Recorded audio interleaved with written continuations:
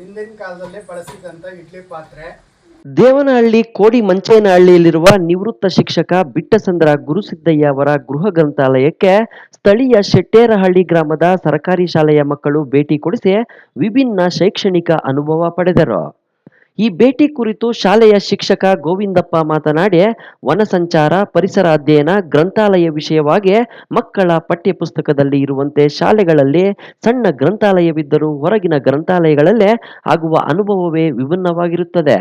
ಈ ಗ್ರಂಥಾಲಯದಲ್ಲಿ ಹಳೆ ವಸ್ತುಗಳು, ಪೂರ್ವಿಕರು ಬಳಸುತ್ತಿದ್ದ ಮತ್ತು ಅವರ ಜೀವನ ಶೈಲಿ ಬಗ್ಗೆ ಜ್ಞಾನ ಲಭಿಸುತ್ತದೆ. ಸ್ಥಳೀಯವಾಗಿ ಸಸ್ಯೋದ್ಯಾನ ಇರುವುದರಿಂದ ಅಲ್ಲಿಗೆ ಭೇಟಿ ಕೊಡಿಸಿ ಅವರಲ್ಲಿ ಪರಿಸರ ಜ್ಞಾನ ನೀಡುವ ಪ್ರಯತ್ನ ಮಾಡಲಾಗುತ್ತಿದೆ ಎಂದರು. ನಮಗೆ 4ನೇ ತರಗತಿಯಲ್ಲಿ ವನ ಸಂಚಾರ ಅಂತ ಒಂದು ಪಾಠ ಇದೆ ಪರಿಸರ ಅಧ್ಯಯನದಲ್ಲಿ. ಹಾಗೆಯೇ ಗ್ರಂಥಾಲಯ ಅಂತ ಕೂಡ ಒಂದು ಪಾಠ ಇದೆ.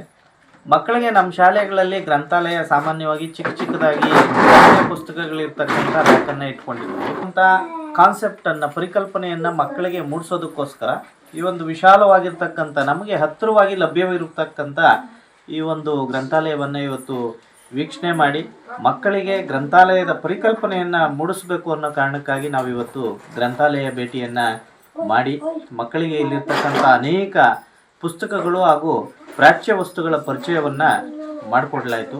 ನಿವೃತ್ತ ಶಿಕ್ಷಕ ಗುರುಸಿದ್ದಯ್ಯ ಮಾತನಾಡಿ, ದೇವನಹಳ್ಳಿ ತಾಲೂಕಿನಾದ್ಯಂತ ಸಮಗ್ರ ಇತಿಹಾಸದ ಮಾಹಿತಿಯನ್ನು ಗ್ರಂಥಾಲಯದಲ್ಲಿ ಕ್ರೋಢೀಕರಿಸಲಾಗಿದೆ. ಇಲ್ಲಿಗೆ ಸಾಕಷ್ಟು ಮಂದಿ ಬಂದು ಹೋಗುತ್ತಾರೆ. ಉಚಿತವಾಗಿ ತಾಲೂಕಿನ ಮಾಹಿತಿ ಕೊಡುವ ಕಾಯಕವನ್ನು ಮಾಡುತ್ತಿದ್ದೇನೆ ಎಂದು ಹೇಳಿದರು. ಈ ವೇಳೆ ಶಾಲೆಯ ಅತಿಥಿ ಶಿಕ್ಷಕಿ ಕಾವ್ಯ, ಅಂಗನವಾಡಿ ಶಿಕ್ಷಕಿ ಅನಿತಾ, ಅಡುಗೆ ಸಿಬ್ಬಂದಿ ನಾಗರತ್ನ, ಸಹಾಯಕಿ ನಾಗರತ್ನಮ್ಮ ಮತ್ತು ಶಾಲಾ ಮಕ್ಕಳು ಇದ್ದರು.